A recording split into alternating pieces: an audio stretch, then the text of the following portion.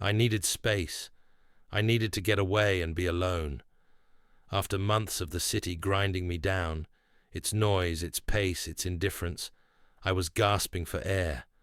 I had moved there for opportunity, for money, for a life I thought I wanted. But the skyline and streetlights began to feel like bars of a cage.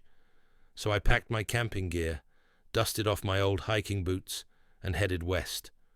The Rocky Mountains. I'd hiked them before on vacations. I wasn't an expert, but I'd taken survival classes, knew how to navigate, how to build a shelter, how to read the land. I wasn't afraid, not of the wild at least. The drive was long and gave me plenty of time to think. Too much, maybe. Work had been a pressure cooker lately, every project overdue, every deadline a guillotine. My friends, busy with their lives. My girlfriend and I had split just 2 months before. The silence left in her absence had become deafening. City life had lost its appeal. What was I even doing anymore? Was the money really worth the constant pressure, the sleepless nights, the endless honking of horns outside my apartment window? When I finally reached the high peaks of the Rockies, I stepped out of the truck and breathed deep. The crisp mountain air filled my lungs and sent a chill through my spine. I stood there for a long while, letting my eyes drink in the vastness, the jagged peaks, the endless forests, the shimmering lake beyond the ridge. It was beautiful. I stopped at a small gas station in the nearby town to grab a few last-minute supplies. No tourist maps for me. I always found the best trails by asking the locals. 2 older men sat out front, drinking coffee in metal chairs, weathered by years of mountain sun. "Mind if I join you?" I asked. They looked up slowly. One nodded. We chatted for a while. Names were never exchanged. They asked what brought me out, and I told them I was looking for some solitude. A quiet place to camp, off-grid, no crowds. The 2 men exchanged a glance, nervous, a subtle shift in the wind. One of them, the taller of the 2, leaned in. "You'll want to stay east of the lake," he said. "Why?" I asked, curious. He hesitated. "It's safer." I raised an eyebrow. "Bears? Mountain lions?" He waved a hand. "Those, sure. But there are other things too. Things we don't talk much about. Just stay on the east side." I grinned. "I'll be fine. I keep protection with me." He didn't smile back. Instead, he handed me a small leather pouch. Inside, it smelled of sage and something else. Cedar, maybe sweetgrass. "Keep this on you at all times," he said. "And if you hear anything strange at night, anything that sounds like someone calling for help, ignore it. No matter who it sounds like, don't follow it." His voice was hard, unshakable. I took the pouch with a shrug, thanked them, and went on my way. The next morning, I hit the trail before sunrise. The hike was everything I remembered. Birdsong in the canopy above, the crunch of dirt beneath my boots, distant glimpses of elk in the meadows. The air was cool but pleasant, the breeze carrying the earthy scent of pine and wildflowers. By afternoon, I reached the lake they'd mentioned.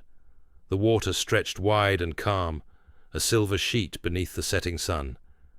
I set up camp just off the trail, close enough to find my way back, but far enough to feel utterly alone. Dinner was jerky and trail mix, with some tea boiled over my fire. The stars came out, one by one, and I lay back, letting their quiet majesty remind me how small my problems really were. I was finally at peace, until I woke again later. No idea what stirred me. Maybe the dying crackle of the fire, maybe a shift in the air. I added more wood and stood up to stretch. That's when I felt it. The silence, too complete. No wind, no rustling, no insects, no frogs, just nothing. A void, and something else, eyes, watching. I shined my flashlight into the woods. For a moment, just a moment, I thought I saw a figure, thin, tall, darting behind a tree. I called out. Nothing. Eventually I convinced myself it was shadows and nerves. I returned to my tent, the leather pouch still in my pocket. I fell into a restless sleep. Morning came with the mournful call of loons echoing across the lake. The sun felt warm and comforting on my skin. I shook off the night and spent the morning fishing, pulling a few fat trout from the water. As I cleaned the fish by the fire, I heard heavy movement in the woods behind me, snapping twigs, a low rustle. I stiffened, probably a bear, drawn by the scent. Then I heard it. Help! Me! A voice. No, almost a voice. It sounded wrong, like a bird mimicking speech, warbling and warped. It called again, the cadence not quite human. I stood, heart racing, and reached for something more powerful than bear spray. My eyes scanned the trees. Then I saw it. A shape, low to the ground. It bolted through the trees on all fours, fast, gone in a second. A coyote? A mountain lion? I tried to shrug it off. I stayed close to camp the rest of the day, but the image stuck in my mind. That night the moon was nearly full. The lake shimmered silver under its gaze. I sat at the fire, poking at the embers when I saw it. Across the lake, just at the edge of the trees, something crouched, drinking. It looked human, but wasn't. Its limbs were too long, jointed in the wrong places. It moved with twitching, spasming steps, head bobbing unnaturally. Then it lifted its face toward me. It saw me. It screamed. A voice, voices, male, female, young, old, screaming, pleading. Help me! Please, help! My blood froze. My hands shook as I grabbed my weapon. The creature bolted, fast and erratic, circling the lake. I added wood to the fire, letting it blaze. It stopped just beyond the light. I could barely make out its silhouette. Upright now, vaguely human but wrong, like a puppet with tangled strings. Its head cocked sideways. Then it spoke, in her voice, my ex-girlfriend's. Please, help me. My finger tensed on the trigger. Please help me, it cried again, urgent and pitiful. I reached into my pocket and gripped the pouch. I didn't know why, but it helped. Something about its smell, its presence. I raised my weapon and fired. The thing shrieked and stumbled back, disappearing into the dark. It circled the camp all night. I could hear it whispering, in my voice. I didn't sleep. At dawn, the birds returned. The loons sang. The world felt alive again. I packed my gear with shaking hands. No breakfast, no lingering. I moved fast, every broken branch behind me a new panic. The hike back to town was a blur. When I stumbled into the gas station, I was pale, wide-eyed, disheveled. The locals stared like I had returned from the grave. No one spoke. I found the two old men, still at their usual spot.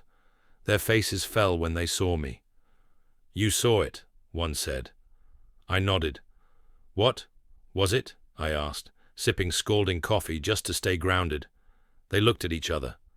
"Some say skinwalker," one muttered. "Others say wendigo. We just say monster."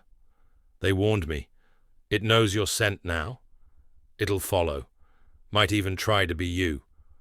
I wanted to laugh, but I couldn't. They told me to find a medicine man in town. He'll know what to do. The medicine man was old, weathered like the mountains. He didn't question me, just nodded, as if expecting me.